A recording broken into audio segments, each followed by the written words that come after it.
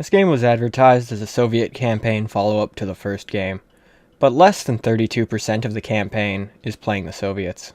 World in Conflict looks similar to a lot of other real-time strategies, but it has a very special feature, or even multiple. Depends how you feel about crashing a desktop. It's a game that takes place in the Cold War, with the usual Cold War twists. This game was published by the Death Spiral company, and developed by Massive Entertainment, the same studio that made The Division. This game series was doomed from the start. The first game released in 2007 to generally good reviews, then in 2009 they released what they call an expansion, but I call it the first game with 6 extra missions tacked on. The graphics in this game are pretty good for an RTS from 2007/2009. Military equipment and uniforms look accurate to their real-life counterparts. The textures are reasonably good-looking, and the cutscenes are pretty great. The art style is sort of pseudo-realistic, which for 2009 on a Ubisoft dev budget is perfectly fine. I mean, Ubisoft was trying to make Assassin's Creed 2 at this point.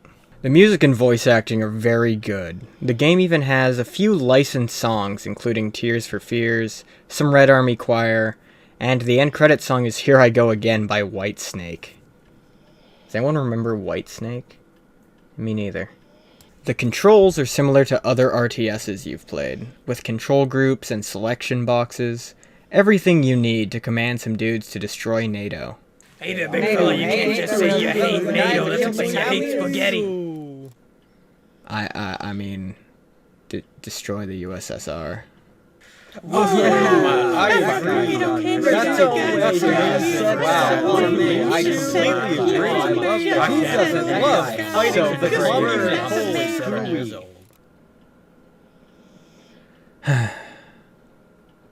It's set apart from other RTSs I've played by a few mechanical differences.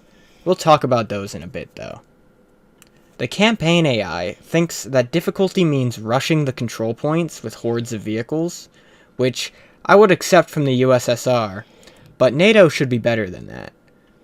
This is the late 80s though, so maybe they're just hopped up on coke. The main mechanical difference between World in Conflict and other similar games is the unit spawning.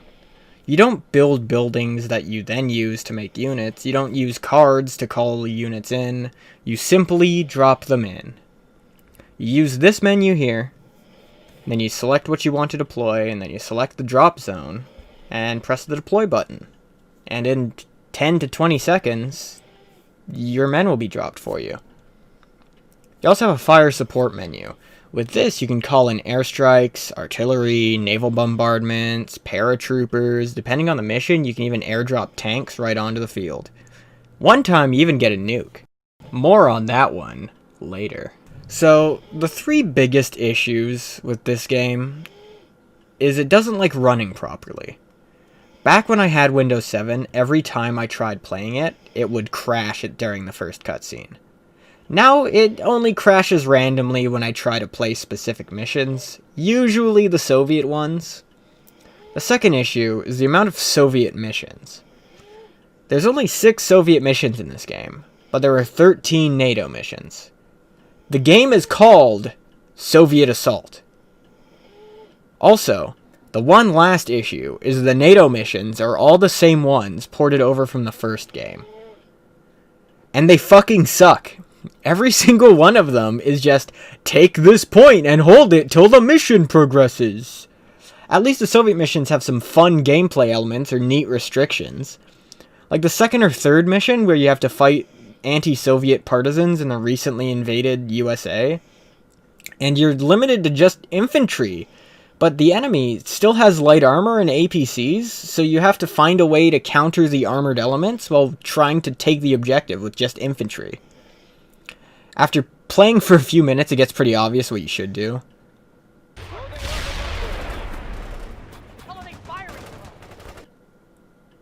Each of the Soviet missions are spaced out with 2 or 3 NATO missions in between, and that sucks. The game genuinely would have been better if the campaigns were separated, but hey, it's too late for that now.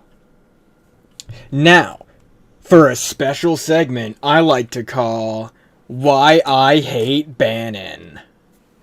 Okay, so this is Bannon. This is Bannon right here. Look at his little kissy boy face. Okay. So he's a war criminal, an incompetent commander, and, all in all, just a bad human being to be around. So let's go over all the problems that make him this way. So Bannon is a tank platoon commander. You know what a tank is, right? Big armored box, big gun on it. He commands a bunch of those. Yet, he constantly requires support. Not to mention, he abandoned his post while he was trying to protect a NATO officer, and resulted in the officer getting killed. And that's not even scraping the surface. He mows down, just murders a whole group of surrendering Soviet soldiers. A war crime, much. You have the Arma 3 players blushing, Bannon. Jeepers creepers. But then, he just goes and gets himself nuked. As a grand sacrifice, redeeming him or something. That's bullshit. He's an awful character. He doesn't deserve redemption. At least even if he did, if you wanted him to have redemption, you fucking do it better. Don't just fucking nuke his ass and say, "Oh man, what a fucking hero! He went and fucking got himself nuked for the good America." No. It's not how that works. It's dumb. I have a duty to myself and my fellow gamers to explain the story of this game to everyone. If you want to skip spoilers, go to the timestamp on screen. I'll try to go through in chronological order. This isn't the order the missions go in. The story kind of jumps all over the place, and I'm going to probably omit some things that I don't really think are that important. But anyways, here we go. It's a typical Cold War gone hot scenario. It starts with the Soviet Union asking for economic aid from NATO. NATO, of course, refuses, and the Soviet Union decides that the best course of action is to make them give economic aid, and busts down the Berlin Wall and marches straight into Germany, catching an unprepared NATO by surprise. They manage to push nearly all the way through Germany before they are halted, and decide to invade France via the Mediterranean Sea. They land and form a pocket, then are shortly afterwards pushed out. The Soviets then attempt an invasion of Norway via the Barents Sea. They land their attack force using chronoplans, and successfully hold ground for a while. Then word of NATO forces entering the USSR and destroying a submarine base on the Kola Peninsula makes them have to retreat. A few weeks after the Norway escapade, the Soviets invade Seattle, Washington, and push the US defenders quite far into the Washington countryside. Also, Soviet Special Forces assault the Statue of Liberty, and an Audio Slave AMV plays. The song's Shadow in the Sun if you want to look up the scene. So, after some more weeks of fighting in the US, the US forces are driven back to a town called Cascade Falls, where the president authorizes the use of a nuclear device on American soil, because it's just like the Americans to resort to a nuke only after a few weeks of hard fighting. Anyways, the nuke scatters the Soviet and American forces. The US forces regroup and head back to Seattle to try and secure the city before the Chinese land to assist the Soviets, barring all the past aggressions that the Chinese and the Soviets have had previously. They just joined with the USSR to defeat America. So, and either way, the US forces push the Soviets out of America and win. Who could have seen that coming? Now, just for fun, let's all watch Seattle get nuked.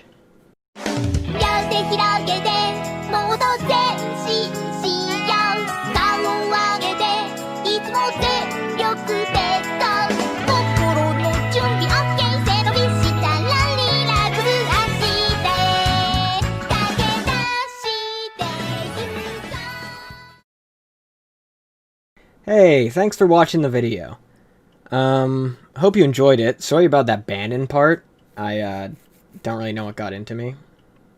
Either way, if you enjoyed the video, a like is appreciated. If you didn't enjoy the video, then please dislike it. It lets me know what kind of videos you guys want, and it just helps me overall. If you want more videos like this, or just fun, sort of dumb videos, please subscribe, or at least consider it. Thanks again, and I'll see you in 18.5 years for the next video. See you guys later. Bye-bye.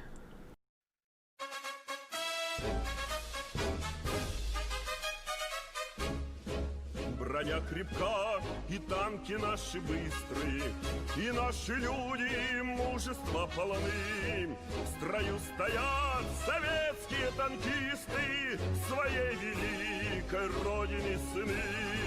Гремя огнем, сверкая блеском стали, пойдут машины в яростный поход. Когда нас бой пошлет товарищ Сталин,